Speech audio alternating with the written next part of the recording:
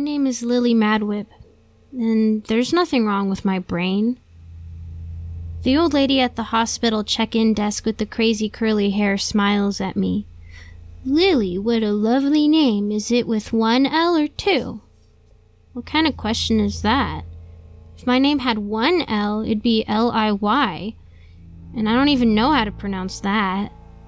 Unless it was I-L-Y, but that just makes me sound like I'm sick all the time. Well, here comes Illy Madwhip, the sickest girl in 5th grade. That Illy Madwhip makes me puke. I repeat my name for her. She's old. Maybe she just doesn't hear too well. L-I-L-Y. She nods. She's wearing big glasses. Why are her glasses so big? They're like twice the size of her eyes. And she's not even keeping the glasses over them. They're halfway down her nose. That's probably why she has them on a chain, because they keep sliding down her nose and falling off. Can she even see me? Maybe her vision is so bad she doesn't notice she's not seeing through her glasses. But what good are they then? I hope I never need glasses. I'll probably lose them all the time. Yes, dear, I heard you. Do you spell it with one L or two? She says. Why does she keep asking me this? Two, of course. I watch her spell my name with 3 L's. Thankfully, Mom gets off the phone with her office and takes over. My daughter's name is Lillian Madwhip. She's scheduled for an MRI. I walk away to look at the other people in the waiting room. A blonde lady and her son are sitting by the automatic doors that go outside. The boy has a bandage over his right eye. Pasher would be able to tell me why, but Pasher isn't here. I know what's going to happen to the boy, though. He's going to see a doctor who's going to take the bandage off and shine a light in his face and then make him lie down and put some drops of medicine in his eye while his mom holds him down and he screams. Then they'll put the bandages back on. Across from them is a man with a weasel face filling out some forms on a clipboard. I've never seen a weasel up close, but I know weasel is also a term used to describe someone with beady eyes and a long face, and this guy is both, so that's a weasel face. Oh, he's looking back at me. I'm just looking at this plant. Wait, I don't think that's a real plant. I thought these plants were here to provide oxygen for people, but they're just here for decoration. Lily, Mom calls. Come here. The receptionist lady has a wristband for me to wear with my name spelled the long way and my birth date and some other codes that I figure only doctors and nurses know. Mom and I sit and wait. It feels like hours. I try not to pay any more attention to the other people coming and going because this is a hospital, and when I look at the other people, I just know all the unpleasant stuff they're going to have done to their bodies, and it's more than I needed to know. Like, ever. Ew. My mom takes a magazine about housekeeping. That's not actually an interest of hers, but she likes to pretend it is.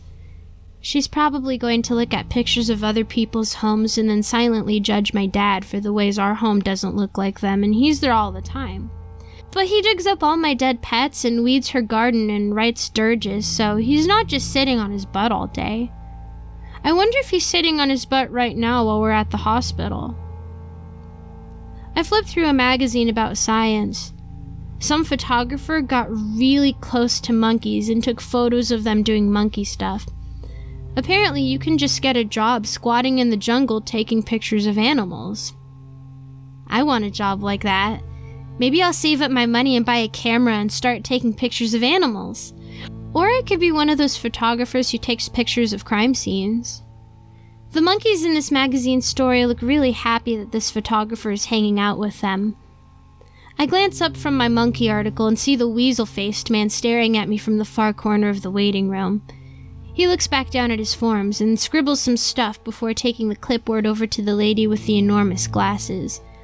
I watch him, because he's got suspicious written all over him. But then I see that in a while he's going to be talking to some doctor in a big white coat like all doctors have, and they're going to go to an office and talk about grown-up stuff.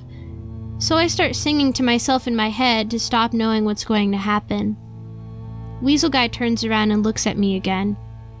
I imagine him with whiskers, and then realize I'm staring and remind myself to blink and go back to my monkeys.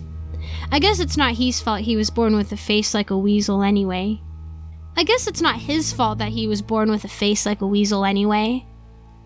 Eventually, a big lady with really short black hair calls us in. She's wearing a green hospital uniform. "Mrs. Maddock, we're ready for Lillian." "It's Madwhip," I tell her. I put my monkey science magazine back and follow Mom and the nurse through the swinging doors. The hospital is like a maze. Halls go down other halls, and there's dead ends, and there are offices and closets. I bet the center of the hospital is where the Minotaur lives. That's a monster from an old story we read about in school.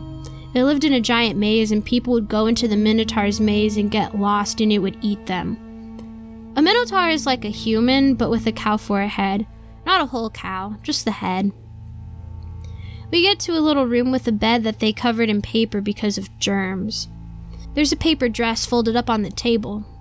Hospitals love paper. "You need to change into this gown, sweetie," the nurse tells me, "and any jewelry or metal piercings need to come off." That's because an MRI uses magnets. Mom told me about it before we got here. Big, powerful magnets that will rip any metal right off of you. I bet if a Minotaur got an MRI, it would pull the metal ring right out of its nose. Why do cows get nose rings anyway? Maybe it's only the punk cows. I don't have any jewelry or piercings, so I should be fine. But I brought a bunch of quarters in case things get bad and I have to pay to the swear jar. They're a little sweaty from me holding them because I got no pockets, so Mom holds them for me. After the nurse leaves, I change into the paper dress and wait on the table, just swinging my feet because there's nothing else to do. Mom is quiet, probably because she's worried about the results. She thinks they're going to tell her that my head is full of nothing but tumors, but I know that's not going to happen because my head is not nothing but tumors. "When do I get Pasher?" I ask. Mom looks up. "If you behave yourself, when we get home we'll discuss your toy." I see what she did there. She didn't say I was getting him back when we got home. She said we'd discuss him when we got home. You said I could have him when this is over, not discuss him. "We'll talk about it when we get home." I am not going to throw a tantrum.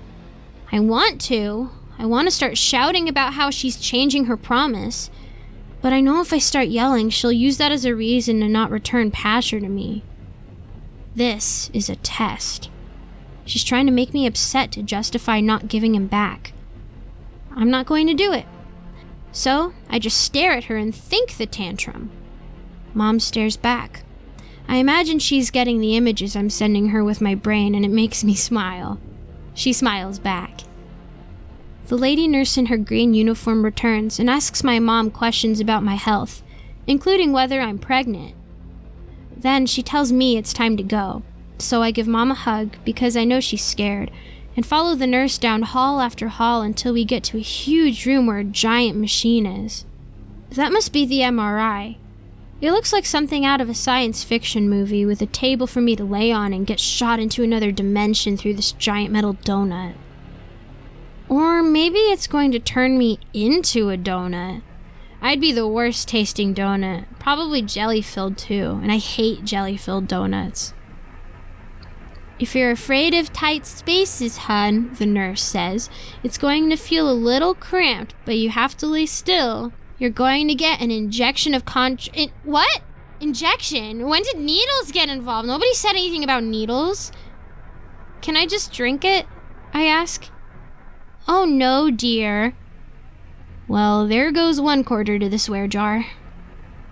She doesn't even remove the needle. She just leaves it in my arm. I hate this nurse right now. I think angry thoughts and stare at her while I lay on the bed, and she wheels over some weird machine with swirly tubes coming off of it that she attaches to the other ends of the needle sticking out of my arm. Oh God, I can't even look at it. I'm gonna gag. In I go, into the metal donut. I hold my breath, and I think about Pasher. And Meredith. I wonder what she's doing at school without me today. I hope she doesn't burn anybody. It must be hard not being able to get angry for fear of burning stuff. I'd be burning stuff all the time. My arm feels really warm. I wonder why the lady in black was hanging out at the mall. There's way too much stuff going on all at once. I feel like my head is going to explode. Maybe I really do have a tumor. The MRI machine is super noisy. Sounds like someone banging metal grocery carts around. Dad calls those bass carts because they're like a basket and a cart, but Mom hates it when he uses that word. I call them bass carts when I want to annoy her. Oh my god, how long am I going to be in here? I thought the waiting room was a long time, but at least I had the Monkey Science magazine to read. I wish there was something to read or watch, but there's nothing. Finally, I come out, and it's all over. I'm about ready to claw this thing out of my arm, but the nurse pulls it out for me and puts a bandage over the spot. I can see the hole they poked in me. She has me sit in a wheelchair and takes me out to the hall. I can walk. Just relax, she says, and then stops, parks my chair off to the side, and walks off into what I think is one of the dead-end office rooms. Why did she leave me here instead of taking me back to the room where my clothes are? She didn't even tell me if she was coming back. Am I supposed to do something? I don't even know where I am right now. I feel kind of lightheaded, too. Oh no, they found tumors, didn't they? And what are you doing here? Comes a man's voice from behind me. I turn my head to see who it is. It's the weasel-faced man from the waiting room. He's looking at me and smiling. I don't know him, so I don't say anything. I blink so he doesn't think I'm staring, and then look back to where the lady nurse had just disappeared. I can hear him walking over to me because his shoes make a clop-clop sound with each step. He stops right beside me. Lily Madwhip, he says. Don't look back. He probably just heard you give your name in the waiting room. I'm sorry, Lillian Alexandra Madwhip. What? Oh no, he knows my full name. No, that doesn't really give him power over me. That's just a thing I thought about. But how does he know my middle name? Maybe it was written down on one of the forms my mom filled out. I can feel him looking down at me. He's really tall and thin, but all I really notice is he's got boots with pointy toes on because I'm not going to look up at him. I'm just going to stare at this floor, and then maybe he'll think I'm asleep or something. Oh, right. I just looked at him a moment ago. Well, maybe I have that disease where you just fall asleep suddenly. I could start snoring. Oh, you're not supposed to talk to strangers. My name's Felix. Do you want to know my last name? Maybe I don't have one. Would that surprise you? I am a statue. I'm not really here. I know what would surprise you. What if we talked about Pasher? I finally look at him. He grins down at me. Even his teeth look like weasel teeth. I can't help thinking it. His last name must be Weaselman. Felix Weaselman. How do I know about Pasher? He glances down the hall. I think he's trying to make sure nobody's coming. He scares me. He's reading my mind. What am I thinking now? Potatoes. Just because. Potatoes. Read that, Felix Weaselman. No, I'm not a mind reader. I just know people well, and I know all their secrets. Do you know where Pasher is? I whisper. I'm afraid of speaking in full volume. I don't know why. I almost don't want him to hear me. I just want the nurse to come back and wheel me back to my mom. Mom knows where Pasher is. Felix kneels down next to me and puts a hand on the arm of my wheelchair. Ugh, even his fingers look like weasels. Not like weasels, but weasel fingers. Not that weasels have fingers, but I guess they do, sort of. But not like human fingers. If a weasel turned human, I think it would name itself Felix Weaselman and start terrorizing little kids at the hospital. Oh no, that must be what this is! I'm sorry, Lily. I don't know where Pasher is, but I know about him. And you. You see things before they happen, don't you? Who are you? I ask. He's not a doctor, that's for sure. He's wearing a long coat with fur on the edge of it. I bet it's weasel fur. Oh my god, everything about this man is weasels. I told you, I'm Felix. I'm like you, Lily. He grins his weasel teeth at me. I half expect him to have a long, thin mustache and twirl it in his fingers like in the cartoons. I have a gift, just like you, and a totem that connects me to the divine. I don't know what that means. He reaches into his pocket and pulls out a silver locket on a chain. I bet that thing would have ripped right through his coat if he went into the MRI. There's a hook on the side of the piece, and he unlatches it and it opens. Inside is a photo of a boy. He's got short brown hair like someone held a bowl over his head and just cut around the edge. He's smiling. And his teeth kinda look weaselish, even for a kid. This is my son, Joseph. You can call him Joey. Hi, Joey, I say to the boy in the locket. Felix snaps it shut. He, can't hear you, unfortunately. He passed away some months back. He sounds sad as he says this. Kinda like my dad when he talks about Roger. But you know who can hear you, Lily? Raziel. He's my connection to the divine. What does that mean? He's my angel, like Pasher is for you. Why don't you say hello to Raziel? I say hello to Raziel in my head. There's no response. I look at Felix and he's watching me really closely, like he's expecting me to say something. What kind of angel is Raziel? I ask him. He holds the locket up to my face. Why don't you ask him yourself, Lily? Raziel? Are you an angel? I ask the locket. There's no response. Felix stares at me. So, what did he say? What's Raziel the angel of, Lily? Oh, I don't know, I whisper.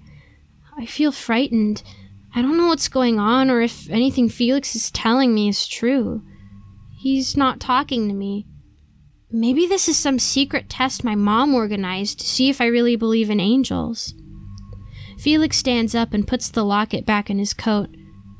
He doesn't talk to me either. Not that he could, but I know he's there.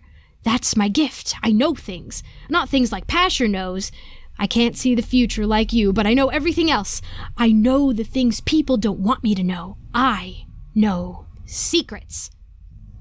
Well, I don't have any secrets. I don't think I do, anyway. I'm an open book. Honestly, I tell people all my secrets, and most of the time, they don't even believe me. Felix steps back, and I realize just how close he had gotten to me that whole time. It feels like I'm suddenly in an open field with flowers. Like yellow flowers. I want to jump up from my wheelchair and run through the flowers. Freedom, that's what it feels like. He was so close, I didn't even realize it was starting to feel like I was being crushed in like a can crusher. Lily the Tin Can. No, Lily, you don't like keeping secrets, do you? He says. I'm going to be honest with you, too. I'm not from around here. I used to travel all over. Do you like carnivals? Have you ever been on a tilt-a-whirl? Gone to the top of a Ferris wheel and looked down? I'm a mentalist. That's a stage performer. Kind of like a magician. Do you like magic? Sometimes. Who doesn't like magic? Boring people and scientists. I would use my gift of knowing people's secrets and tell them things they had forgotten about themselves, where they left their keys, that sort of thing. Or maybe they'd done something they didn't want others to know about. Those were fun to reveal. Any secret, I would know it. Like where your brother Roger hid something valuable from you. Oh my god. He knows where Roger hid my foil Charizard. Where? I don't know that, dear. I know that your brother hid something from you. But in order to know where, I need to meet Roger. And unfortunately, he's not here, is he? Oh, rats. Where the hell did my nurse go? Anyway, Felix continues, Joey, my son, was an assistant in the show. He was the most wonderful boy. You'd have loved him, really. He would have believed you about Pasher, like your friend Jamal. He believed me about Raziel. The heat in my head and my arm are going away. I feel a lot more clear thinking. What happened to him? You know what happened to him. Suddenly, Felix isn't smiling anymore. I don't know what he's talking about. Did he tell me and I missed it? Did I read it somewhere? No, someone told me something. He keeps staring at me. Oh, is he doing that thing I did to my mother? He's trying to send his thoughts to my... Meredith. Meredith happened. Meredith, I say. Felix nods. He looks like he just took a bite of a really nasty sandwich. I think he's trying to suck his weasel teeth into his face or something.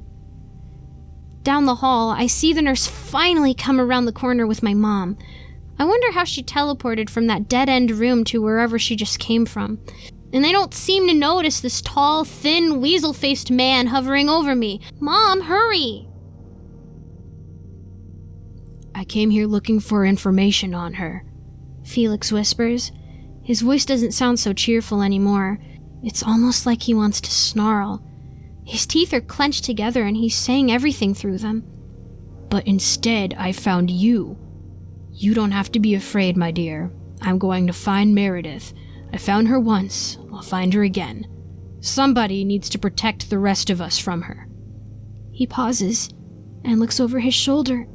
Do you see somebody? Then turns and smiles at me. But it doesn't seem like a happy smile. There's nobody there. The hallway's empty. I was seeing things before they happen again. He puts a hand on my shoulder. It's going to be okay. I'll see you soon. And then he walks off in the other direction down the hall and back into the maze where he came from. I'm shaking, and I can't stop. Something about Felix Weaselman terrifies me. It wasn't his weasel face either. It was like I was finally meeting somebody who is crazy. Other kids call me Mad Lily sometimes, especially buttholes like Jeffrey Baker. But they haven't met anyone like Felix. He was so calm and seemed normal, except for the whole part about knowing my secrets. I wonder if that's even true. I wonder if there's really an angel in his locket. And if so, why didn't it speak to me? Mom and the nurse finally show up for real a few minutes later and take me back to my clothes so I can change. I do it as fast as I can so we can get out of there. Mom had put my quarters in her purse. She gives them to me, and I tell her she's going to need to keep a couple. In the car, she asks me how I'm feeling, if my vision is fuzzy or anything. I tell her I'm fine. I don't tell her about Felix. I don't tell her about Raziel. And I definitely don't tell her about Meredith. I don't know what I can tell her anymore. I need to think about things on my own. What I really need is to talk to Pasher, and I know if I start bringing this stuff up with her, I might not get him back. I just hope that weasel face guy Felix doesn't go to my school today. At home, Dad is in his workroom. He was probably writing a dirge. He does that. Mom tells me to sit at the dining room table and wait. I wonder what we're having for dinner. Probably something that's going to make me want to vomit. I wonder if I can convince them to order pizza if I tell them that the medicine they injected me with made me feel funny. Mom comes back with Dad and, Pasher! Pasher, where were you? Pasher tells me he's sorry for the things he knows I've had to deal with alone. He says that sometimes we face things alone because we have to in order to become stronger. He says that, I feel like I'm getting a lecture from my parents. Oh, I am. they're talking too, but I'm not even listening to that because I'm too busy being giddy to see Pasher again. Do you understand? Dad asks me. I don't. Yes, I tell him. Dad hands me Pasher, and I hug him to my chest. We have a lot to talk about.